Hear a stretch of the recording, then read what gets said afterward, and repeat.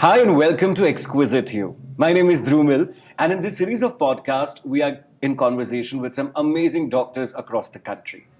They inspire us with their life stories, how victorious they've come out of difficult situations, and then there are some days when they feel that they've owned the world. But it is built with a lot of hard work that they put in every day. One such doctor whose journey is going to inspire you is with us today, Dr. Meenu Agarwal. She's from Pune. She's the OBGY Society president in Pune, a gynecologist, a laparoscopic surgeon, and a fertility expert working at Bliss Fertility Center and is associated with Ruby Hall Hospital, carries more than 33 years of experience to her kitty, and let's welcome her. Thank How you. are you, ma'am? Very well. Thank you very much. You look very happy. I am indeed. Thank That's you. amazing. Ma'am, you come from a small city in Punjab, which is called Firozpur. That's right. And I got to know that when you were a kid, because you had all your brothers, you were the only girl in the Yes, family. yes. Your father used to write it on your hand, Lady Dr. Meenu Jain. That's right. Yes. So he would tell me, give me your hand, and with the pen, he would write Lady Dr. Meenu Jain. So it kind of, I got it into my head that, oh, I have to become a doctor when I grow up. So I think that is how the journey of getting into medical profession started for me. Which is so amazing. But did you have anybody in the distant family that was into medicine? Family members know. One of my uncles was a doctor, pediatrician, but not someone who I looked at and wanted to be like him or her and became a doctor. No. Ma'am, in Firozpur, when you were a kid, did you have any immediate doctors in the family? Not really. I didn't have anyone who I could look up to and say, oh, I want to be like him or her. A distant uncle, a pediatrician, but not really in the family. None of my brothers or my immediate family member. Actually, we are a family of lawyers. My grandfather was the Chief Justice of Punjab and Haryana High Court. Wow. Yes, so and all my uncles and my they all went into law, and I used to say that either I will wear a white coat, or if I don't get a white coat, I'll wear a black coat. So, but fortunately, I'm happy that I got the white coat to wear. But actually, white coat and black coat are very symbiotic. In today's time, you do need a black coat when you have a white coat. Absolutely. And everyone needs both of them. Absolutely, absolutely. So there was actually nobody to look up to when you were growing up, especially with your education. But were you sure and confident that you wanted to get into medicine? Or was it because of the ingrained part that your father used to write on your hand? Become a doctor, of course. We used to have this pre-medical test, PMT, PMT. and actually I couldn't appear first time because I was 3 days underage. My birthday is on 3rd January and we had to be at a certain age, 17 years, 31st of December. So I couldn't go for my PMT for the first time. Second time I got a rank, but I was getting into dentistry. I didn't want to take it. So I got into the third time into MBBS. So by then we had a BSc of 2 years and I finished that also simultaneously while I was preparing for my PMT. So that was a good journey, but it was good for me. Which is so amazing. And then how did Pune happen from Punjab to Pune? Well, I got married to a boy from Pune. He is basically from Mumbai, from St. Xavier's. Then his father was in the army, and that is how they were shuffling from Pune to Mumbai all the time. Pune is his homeland, his hometown. Last 4 generations they have been in Pune, and that is how after my MBBS from GMC Amritsar, I joined Armed Forces Medical College in Pune. So I studied there. I did my post-graduation, first a diploma, then a degree. And after that, I went to Germany for my endoscopy and infertility training. And what age was that? I got married when I was 24. Okay. And all this happened after marriage. Wow. So, yeah.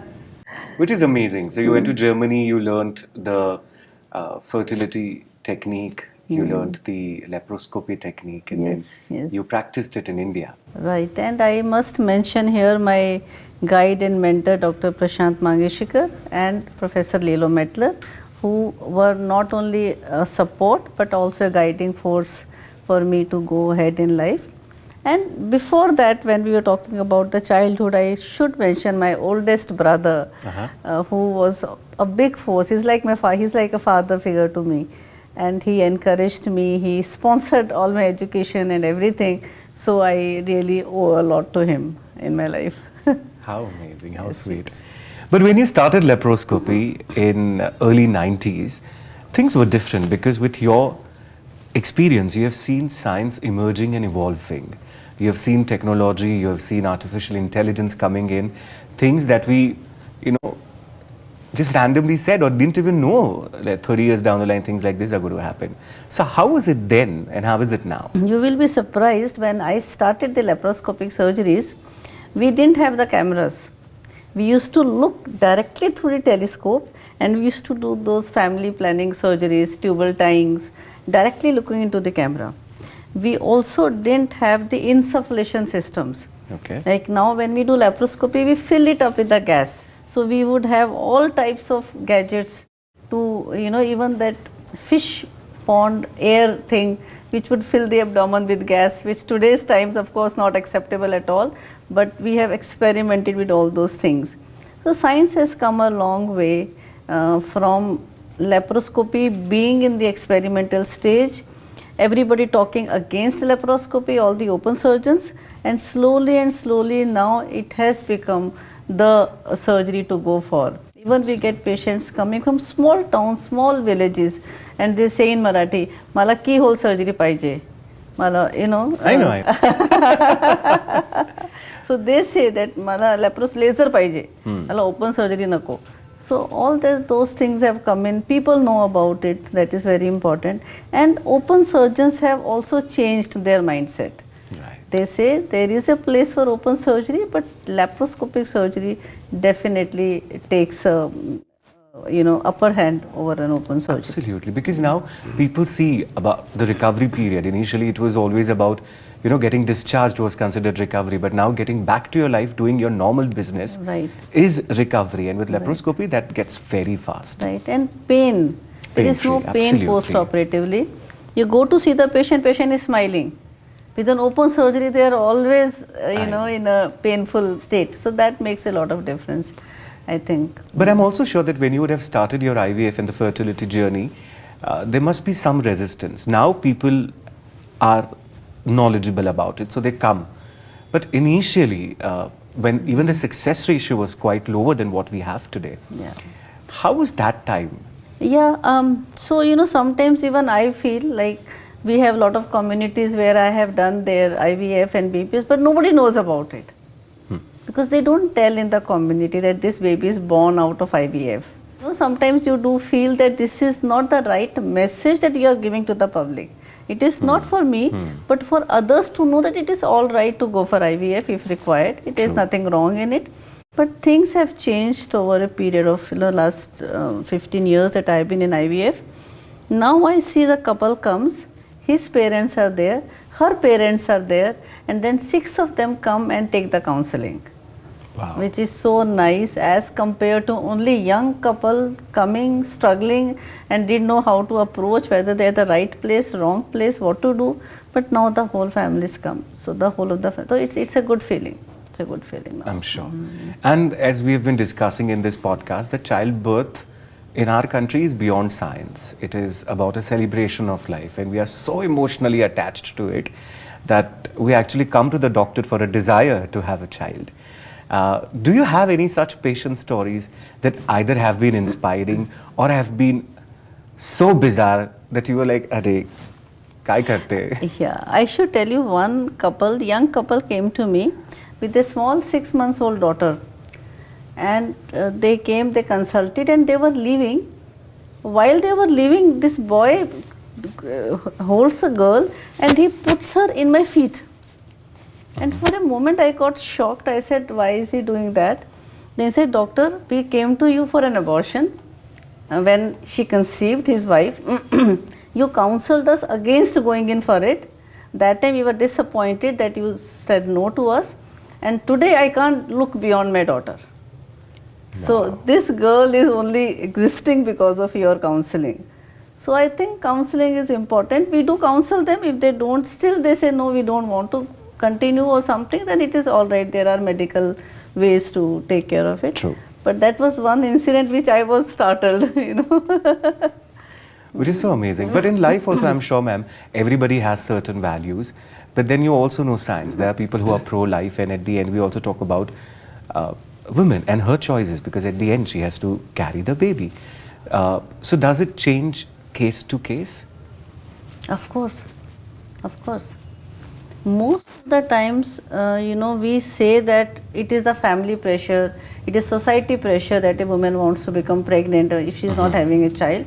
But it is her inner desire to become a mother, which is very, very, very strong. And I strongly feel that we say right to education, right to food, right to shelter, but right to be a mother for a woman is a very, very strong right, and she should get that right if possible. Sometimes it is absolutely not possible in our hands, okay, fine, but again she can become a mother by adopting a child. So that right has to be fulfilled. How For amazing. sure. Yes. Yeah. Ma'am, you're also the president of the OBGY Society in Pune. That means you work on policies, you try and bring about a change. If given an opportunity, what is that one thing being practiced across the country that you would want to see a change in, or maybe see it bettering with time? See, this year my logo for my Pune Obstetric and Gynecological Society, it is respectful motherhood. Okay. So I feel that dignified delivery is very, very important for a woman. Okay. Because sometimes in general hospitals women are delivering, but that respect to that childbirth has to be there. They should be properly covered, they should be given all the respect, and when the baby is born, so all that care should be given to all women across the country, to all stratas of the society. I am not talking about only in the upper class, Absolutely. middle class, of course it is there, but every strata of the society, I think that is very, very important. How amazing, and very, very well said. There's a little story about you, because you had a roll number called 16. So you're called Sweet 16 in your college. You are the darling of your class. Please tell us about your college days, your friends. Yes. Yeah, in medical college, I think, is one place, also maybe the IITs and the other engineering colleges, which have a specific emotions attached to it. Okay. Because you're working so hard, you're studying so hard, there's so much of pressure, and at the same time you are in a boarding, you are in the hostel, so you are always living in that life, and you feel when you go back for reunion, you realize nobody recognizes me over here, and I was the Badshah of this place. I think it's with everyone. And at that time, those 5 years, you just live it like a king or a queen. Wow. So that is something very, very different, and I really was a darling of my class and my friends, and my surname was Jain, Meenu Jain, and I used to enter the class, and somebody would say, Meenu Jain, Mainu chhad ke sab di behen.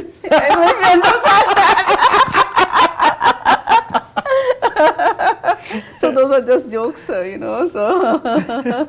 I'm sure Mr. Agarwal is going to be very proud of this. How amazing.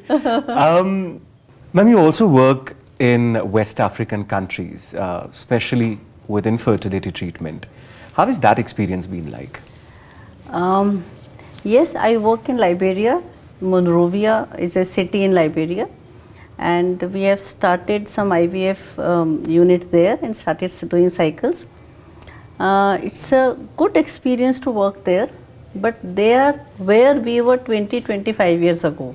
Okay. So everything available there is either from India or from China, or maybe from some close by countries. They have nothing is manufactured in that country. There are people who can afford, but there is a huge poverty there also. So lot of fibroids. Every woman has a fibroid, I mean, for all practical purposes, but they do conceive. Some of them who are infertile either because of fibroids or for some other reason, so they come for IVF. So it's a good experience for me. I also visit another country, Cameroon. Cameroon. So I am incidentally the General Secretary for the International Society of Gynecological Endoscopy, and we run a training center in Cameroon. Okay. So we do diploma courses there. So I go there from as a faculty from ISGE, as a teacher from ISGE. And now the second one we are starting, that is in Kenya, in Nairobi. So I am traveling there next month for another round of diploma course there. Which is amazing. I get to know that you're possibly delivering the first IVF baby in Liberia. Yes, we are just keeping my fingers crossed. So still 2 months to go, and I think that's going to be a very big feat for us, for all of us. How Yes. amazing. What's the kind of legacy you wish to leave behind? Things that you want people to remember you for? Just remember me as a nice person, that's all. Sweet 16. And nice person, yes, maybe. And also, when we have infertility patients who conceive, I feel that we have created generations for them. Yes. So so that whole generation is somewhere linked to the technology called IVF, which I could become in between part for that to help them. So that is another thing that I would think of. Absolutely. Well, ma'am, thank you so much. May you live your life queen size the way you do. Thank you, Dhrumil. Thank more you so power much. to you. Thank you. You have actually been so nice, casual, and yet you took out all the information. So very, very good way of asking questions. So congratulations and many compliments for that. Thank you, Yes, ma'am. Thank you.